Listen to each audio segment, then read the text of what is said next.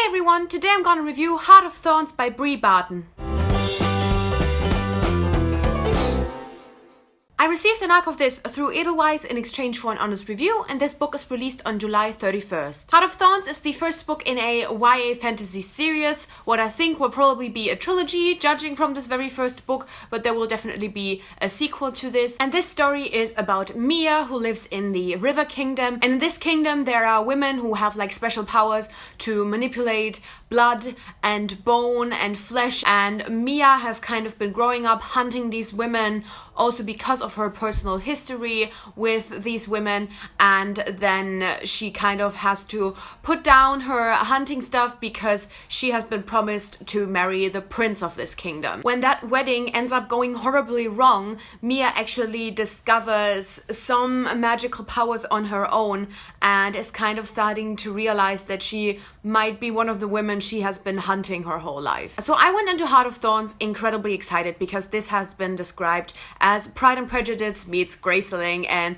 Graceling is one of my favorite books and one of my favorite series, and Pride and Prejudice is also a story that I very much enjoy and has the hate to love trope, so I really couldn't wait to get into this book. And I have to say, while overall I didn't love it because it had a couple of slow parts, I really enjoyed myself overall. I think I kind of want to get the negative thing out of the way first, because I really have just a lot of positive things to say about this, and I gave this a 3.5 star rating that I rounded up to 4. I just thought this was incredibly slow. So there was nothing, like not one thing that I like actively disliked or anything that I thought was problematic, or I don't know, there was really nothing where I can say like, oh, I just didn't like that. It was just so slow, and I really had to push myself to read the first 50%. After that, I was completely into it. I really loved it. I thought it was moving much quicker. I thought the storyline was incredibly interesting,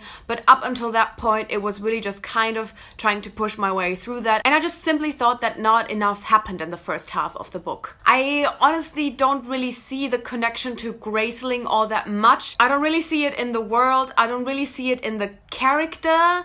So I don't really see where it comes from, that I do have to say, but I definitely see some of the Pride and Prejudice elements. I wanted the romance to be a little bit more hate to love, but I definitely see an Elizabeth character in Mia. I think that's kind of the most that reminds me of Pride and Prejudice. I think when it comes to Quinn, the love interest, it's pretty easy to tell, you know, like immediately that he's actually like a super nice guy.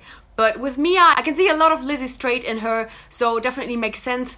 Graceling, I don't see so much. There's a couple of other recommendations I could give you for Graceling, but overall it's still definitely the kind of fantasy that I really like to read about. I definitely think my favorite part of this was the world building and the setting. Like, not only the way the world is built and the kind of magic system and where all of that comes from, but also just the setting and the way it was described. I have to say, I thought there were a couple of things in the writing that were just a little bit much. Sometimes things were described in ways that I just found a little bit like intense, but when it comes to describing the setting, I think the writing worked super well. I could always really imagine the places, and I just have really vivid images of all of the things in my head, and I think that's such a special skill. But as I said, even the world building in general is super interesting, and it really only kind of was the beginning of all of this. We learned a little bit of the history of this kingdom and this world and the magic system, but there's so much more we can discover about how the magic system works, and I'm so interested in seeing that in the sequels. So I definitely think this is one of those first books that has a very satisfying storyline,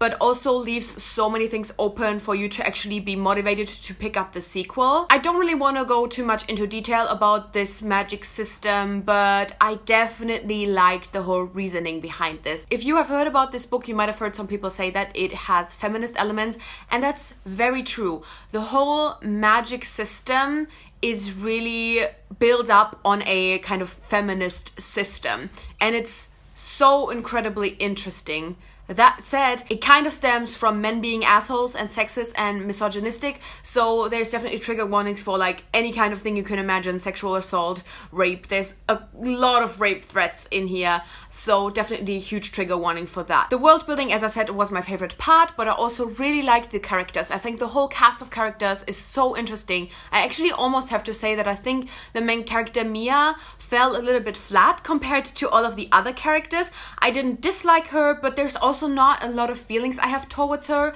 I found her interesting enough. I thought it was, you know, okay to read from her perspective, but I just don't really think that she was able to keep up with all of the other amazing characters. I think her love interest is wonderful. Quinn is just a cinnamon roll kind of character, and I love the male love interests when they are kind of like cinnamon rolly, and I just like want to protect him at all costs. These are my favorite kind of characters when it comes to male love interests, so he went right into my heart. I also thought, and she was probably the most interesting character that I am most interested to learn much more about. Mia's sister is an incredibly interesting character that I absolutely cannot wait to hear more about. I think she has some fascinating motives. In general, the cast of characters, a lot of the side characters, even a lot of the minor characters, they are all like really interesting, and I definitely think that the characters in this book are done very well. There is a little bit of diversity in here. We find out throughout the story that Quinn is attracted to both boys and girls, and we also find out that Mia's mother was in a relationship with a woman before she married her father, and there is also a disabled side character. These are really the kind of biggest points that I want to mention. Everything else was just something that was either fine or I didn't really care about. I think the characters and the world building really stand out.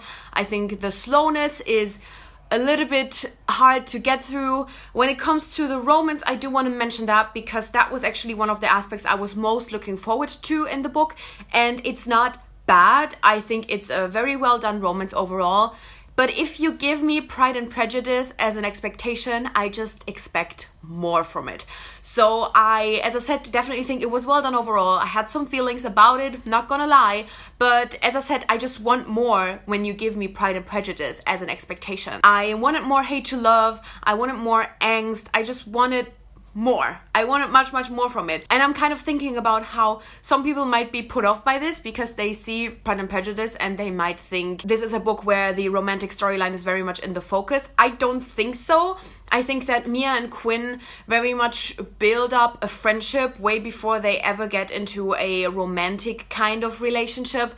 So I really hope that people, even if they're not into romantic storylines, will pick it up if they are in general interested in it, because I really don't think it plays that big of a part. But yeah, other than that, I overall thought this was a very enjoyable book and I really had a good time reading it. As I said, I am super excited to pick up the sequel, and it hasn't really happened a lot to me in the last couple of weeks and months where I read a first book, especially if it was a new release, and thought that I would still be interested in the sequel until it actually comes out. Most of the time I was like, by the time that sequel comes out, I will have forgotten about this. With Heart of Thorns, I have to say, even with its slowness, I am still intrigued, and I definitely think I will still be intrigued by the time the sequel comes out. But yeah, that's kind of all of my thoughts on Heart of Thorns that I want to share with you. If you have already read the book, I want to know your thoughts and feelings about it, or otherwise if you're planning on picking it up or if you're excited about it. And thank you so much for watching. I guess I'll see you soon.